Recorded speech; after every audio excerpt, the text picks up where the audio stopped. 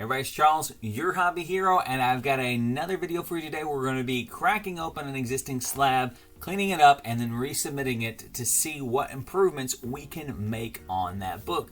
Before we get started, if you haven't already, hit that subscribe button down the bottom corner. I do appreciate it. Put out regular content about the hobbies that I love the most.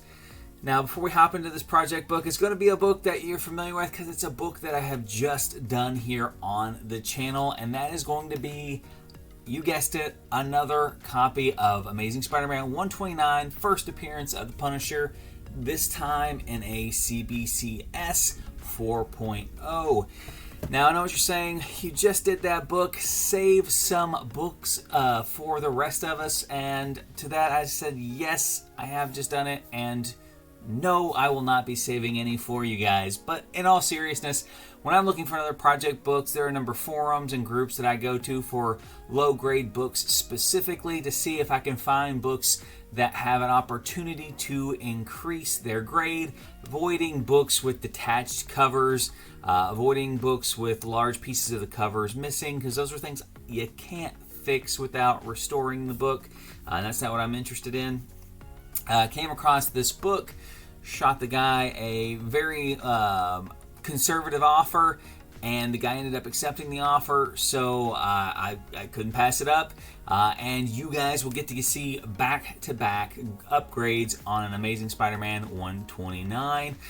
Again, great book. I know that I'm not disappointed in having another copy of this, so I hope you guys enjoy watching me work on another copy. Now, this one's going to be a completely different kind of setup from the last one as well. The last book was already a high-grade copy and really didn't need a ton of work. This book, on the other hand, is a fairly low-grade copy that I think has the potential to get up into those 7 and 8 ranges. So we're going to be doing a lot more invasive stuff with this particular book than we did on the last issue of 129. So even if you saw the original video, there's going to be plenty of new stuff in this video for this particular book. So without further ado, let's go ahead and jump right in.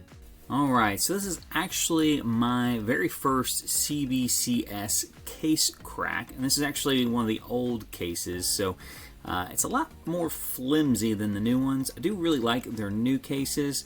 But as you'll see, like, this case is only attached at the very top and the very bottom with the clip. So you can actually just kind of pull apart here. I'm not going to pull the slab apart at the seam here because I don't think there's a good way to do it without damaging the comic inside. But if you do buy one of these old CBCS slabs, just know that this is normal. They are not sealed on the sides like the CGC slabs are. You can get quite a bit of room in there, but you can't get the book out the side without cracking it open. So I have cracked it open. It was a lot harder to do than you might think, as there's really only 2 spots that you can get it open on the top, but the slab's still intact. You just had to crack open the seal at the top.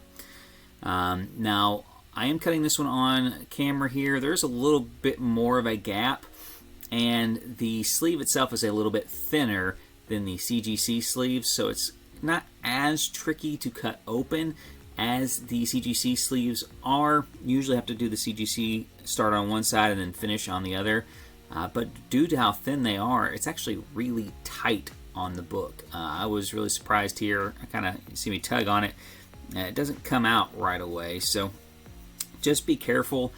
Usually I will only cut at the top for CGC slab. On a CBCS one in the future, I will probably cut down this side as well, just to make sure there's no damage on the book. So now that we have it out, we've got it right there next to our 4.0 grade. Grader's notes, I'll toss up here up on the side real quick too soon. CBCS does have really extensive grading notes. Compared to CGC, I don't think a lot of these things that they marked down as damages on this book, CGC necessarily even would have ever documented. A lot of notes here that I've never seen on a CGC slab before. Just to kind of walk you through, there's a big indentation on the top there. You can see it kind of in the light. Lots of spine stresses and spine ticks. This book was not touched at all before being sent in. We've got interior pages. I want to make sure that none of that damage on the front cover that you saw came through. Like a bite mark of some sort on the front cover. You'll have closer-up pictures of it later if you can't get a good visual of it right now, but it did not break through, which was awesome. Lots of wear on the bottom edge there. It's actually whitened quite a bit, but I think with the brightening the yellow from this treatment, I think it'll make that a lot less obvious. There was a piece of plastic on the inside. I did not know that CBCS encased with a piece of plastic inside, but it was in there. You see on the back we've got a nice water stain that does go through. It is on both sides of that cover. We've got a little crease right there on the side. It does not tear through though. That was another big thing I wasn't sure of before I cracked the slab. You can see lots of foxing, lots of staining, very dirty back cover. Like again, this book was just sent into CGC, nothing done beforehand. So the first thing we're going to do, we're going to set down just a sheet of some sort. I think that is a magazine backer board, just so whenever we're turning the book, it's not scratching the surface even on our pad there. Find the center staples so we can support those with another magazine backer board, just so while we shouldn't be putting a lot of pressure on it while we're dry cleaning, but just in case we don't want to push any staples through. Some books are going to be more delicate than others. This one probably would have been fine without it, but better to have good habits that you're doing when you don't need to than to develop bad habits, and then when you do have that weaker book, you end up damaging the book or popping the centerfold or something along those lines while you're doing your dry cleaning.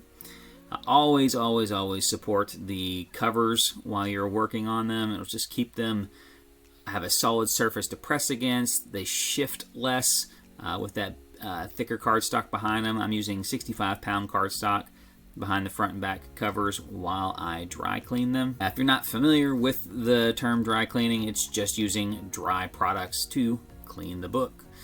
We've got a makeup pad here that we're going to work again. Hit the edges first, away from the center of the book, just so we don't catch on any little things that may tear, and then just circle motions in the center of the book. It's going to get that loose dirt up. Doesn't pull up a lot usually, but some of the bigger debris. Same on the front of the book, same makeup pad. We're going to just take it and work away from the center of the book on those edges. And then circular motions around the book, very gentle around any damaged areas of the book. See what dirt we can get off. Following the makeup pad, we are going to take our absorbing sponge here. And again, we're going to work just in single strokes towards the edge of the book. Don't go up and down, just down strokes through here. Working. A lot of the front cover is going to be cleaned by this absorbing pad because of all those bright colors. You can't really do a lot with an eraser on it. So we're just going to get as much dirt as we can off there, working around the bite marks. I guess we'll just go with that on the front there, get a lot of dirt off there with that. Then the same on the back. A lot of dirt on the back here. So we're going to take new side on the pad and just again work down. The back is going to need a lot of attention. Good and bad thing about white surfaces is they show everything, is the bad part, but the good part is you can do a lot with white surfaces to get dirt off of them. Bright yellow ones like the front cover, not as much, but yeah, look how much dirt came off the back. It was filthy. So next we're going to go with our artist eraser. And I do apologize, I didn't have the camera mount tightened enough. So the camera is going to start to slide here a little bit as I'm going through and using the eraser.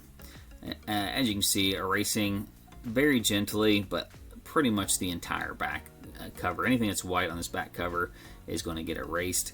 I did end up putting a glove back on once I realized I was going to be on this back cover for a while. I did not want to get my hands to start sweating by holding it in place, so I went ahead and put that glove on. Don't always use them, again, usually only if I'm going to be working on a concentrated area for an extended period of time. But yeah, like I said, this back cover was absolutely filthy. Had to erase pretty much the whole cover here. I do show a good portion of the process here, but I trimmed off probably about another 3 minutes, even in fast motion of just erasing on this front cover, or sorry, back cover, just due to the amount of dirt and grime that was on there. Hit it over the way through once or twice, and then kind of went back and touched up some areas, came back to it again. A lot of what you're going to see is going to be an abridged version. With a book this bad, a lot of the processes that were done on the book were done multiple times. Somebody had asked about how many hours I put into a book like this, and it's hard to say because they're not all active hours, but the amount of time the book is being treated is over 100 hours, between light treatments, humidity, moisture treatments, pressing treatments, and then active cleaning on the book. So I've cropped the photo a little bit here just to kind of keep the camera in focus. It had shifted so much that it was showing more floor than it was the comic book. But I didn't want to skip this step, because if you watched the last video, I basically said that there's really no opportunity to use an eraser on the front cover. And as you see, I'm using an eraser on the front cover. I'm using it on the actual Punisher wording up there, which is a white and black text box. I do use it in the price box and then on his symbol on his chest a little bit there. I do not get it anywhere near the yellows. I do not get anywhere near the reds. I do not get it anywhere near any of those bright colors. And then I've got the absorbing pad that I'm hitting up some of those color breaks on the front cover again, just because there's so much dirt inside those color breaks that I wanted to get it all pulled up. Then I'm going to open this front cover up. There's actually some dirt on the interior cover, like loose dirt inside. You can kind of flick it away there. I don't normally wipe down the interior covers, but on this one there was just enough loose dirt on the inside that I did. And the reason why I don't normally is because you have to open the cover all the way up, and if you have a nice spine on that book, you can end up damaging the spine or pulling staples if the staples are weak. But in this particular case, I was pretty confident that none of that was going to happen. And again, there was so much dirt on the inside, I wanted to wipe it down. And then at that same time, I was kind of trying to push out those bite marks from the back here.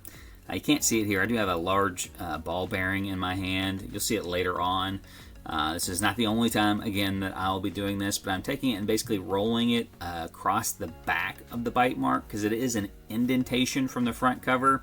So I'm basically trying to push it back towards the front. I wanted to do this before I did any other treatments with the book, really just to make sure that it wasn't going to tear through. Any of those deep indentations weren't going to either stretch or absorb any liquid or anything, and that be enough to damage it. So again, wiping down the very first page, again, just to make sure there's no loose debris, because if there is and you press it, then all that stuff's going to press right in.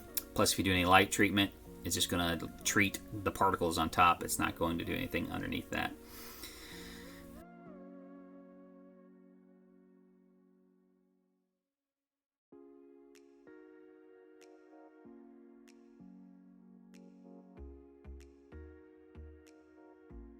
So we got it rolled over here.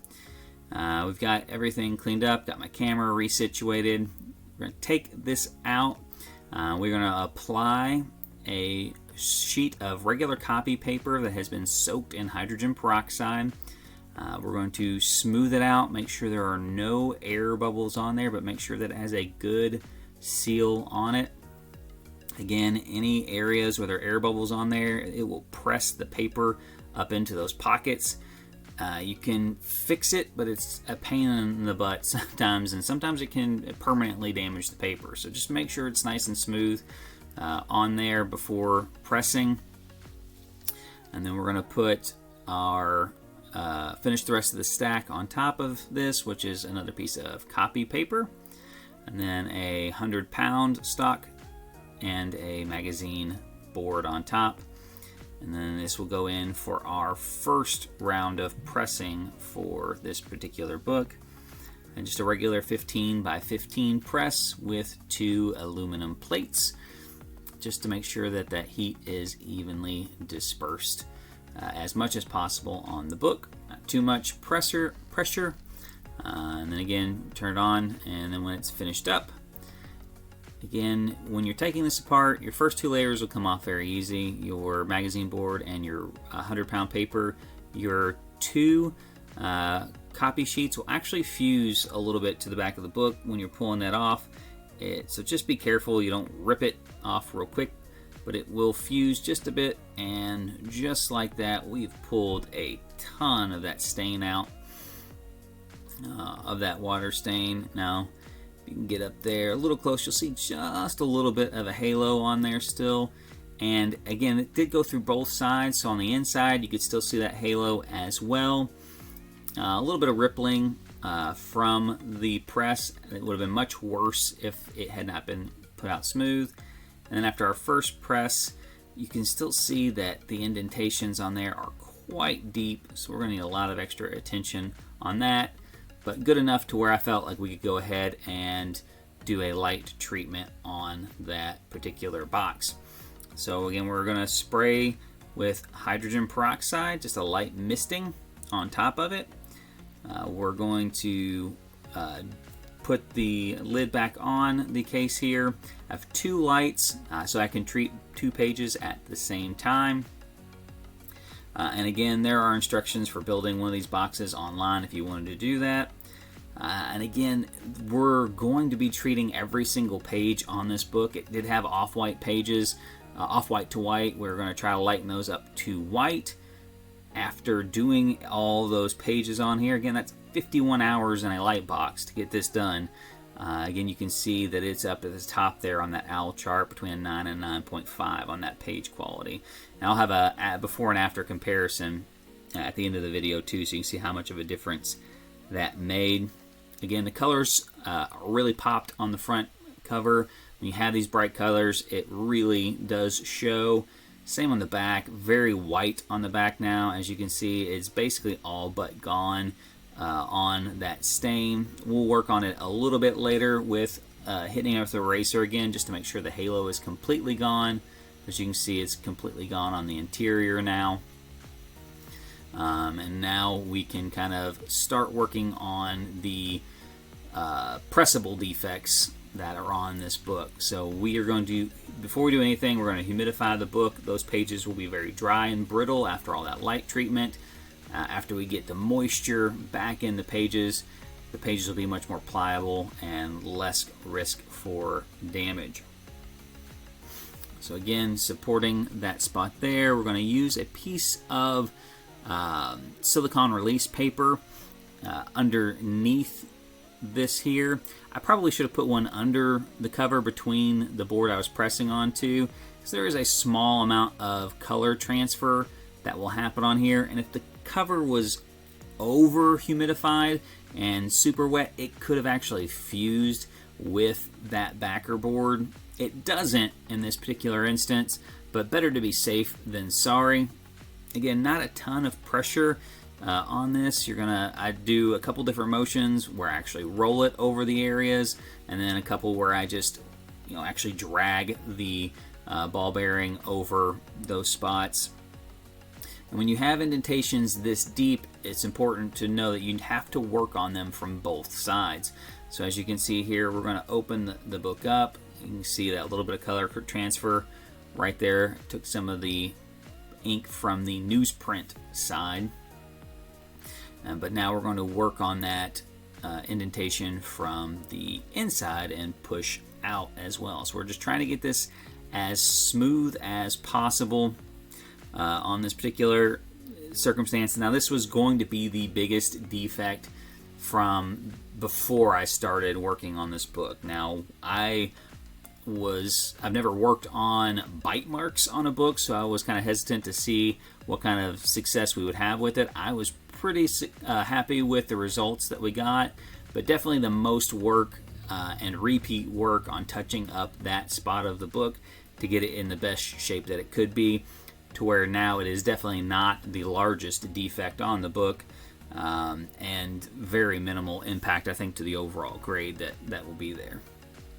So again, we're getting ready to press the book. We have to get the book ready for its stack, which is again going to be supporting the center spine with that magazine backer board. Now again, with these books freshly humidified, I will generally put copy paper inside, especially when they're in this condition, because it will, one, both help to get moisture out of the books, but it will also give multiple kind of pressing surfaces throughout the book to give it a nice even press, especially when you have like deep indentations like that one we have on the front cover. It just, a lot of times those indentations go through just the front cover, even if you can't necessarily see it, but they'll be in pages inside the book, so it'll help on both of those accounts.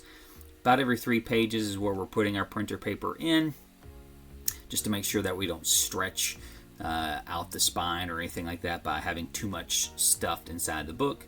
And then right under the cover is going to be a 65-pound cardstock piece on there. And then we are going to put on top of that another piece of just plain copy paper to help pull moisture out. Again, I've said it in other videos, I do not like to use SRP paper for that because it just does not absorb water at all. So if there is too much moisture in the book, it will ripple, and those ripples will get pressed into the book. So same on the back, every 3 pages, we're going to stick a piece of printer paper in to help with that process for the rear side as well. And then this entire time it's doing this, the press is preheating, so my top and bottom plates will already be hot, so that it will be pressing from both sides simultaneously rather than just a top-down press.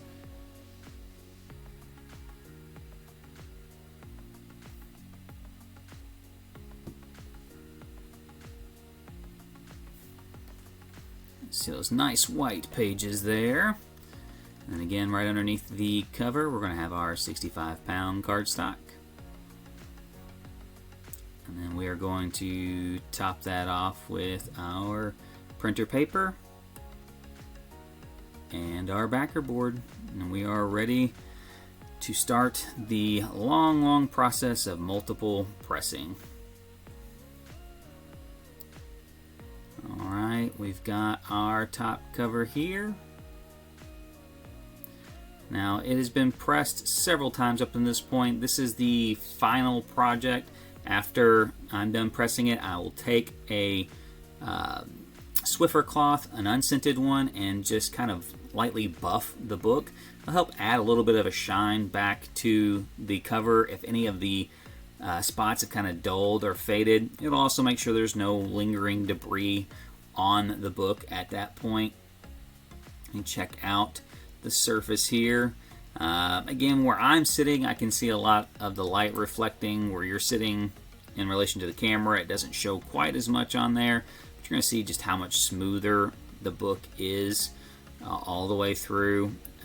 Just how little jumps out. Obviously, with those color breaking spine or color breaking corner creases aren't going to go anywhere. But same on the back. Stain is all but gone. We're going to reinforce that back cover before we buff it, though. Mr. Evil Knievel. And that little black spot you see down there by his knee, that is actually printed on the book. That is not a piece of dirt that is missed in the cleaning. I don't know what it's supposed to be, but it is there. Again, buffing the back, same process as before, away from the center. You don't want to catch any of these corners at this point in time. Just get it nice and buffed up. Makes it look as pretty as it can before getting sent off to CGC. And check out the back here. Again, stain is gone. Spine still has some spine stresses that will not come out. I probably pressed it a couple extra times, getting out minor defects that really won't affect the grade at all. but if there was something left that I could still take care of, I wanted to go ahead and take care of them. But not every, once it gets to a certain spot, not every defect is worth repetitive pressing, but that's, part of being a perfectionist. So front and back, our front cover comparisons, you can see how much brighter that is. Back cover comparison, a difference in night and day on the back cover for sure. That spine stress right there took a lot of the dirt out of that to where it's not as noticeable. Same down there, a lot of the dirt removed from that corner. There's the bite mark. I mean, it is almost indistinguishable from before and after on that one. You can see some of the foxing there, which is now gone as well. Close-up of the stain and some dirt on that top corner there. And then that crease on the spine there, which is all but gone at this point. Paper comparison here. So yeah, there you have it. My second CPR project of an Amazing Spider-Man 129. Let me know in the comment section below what you guys think the grade is going to be. Make sure you have that notifications bell on too so you can see the results when that book comes back from CGC. Until next time though guys, Hobby Hero, out.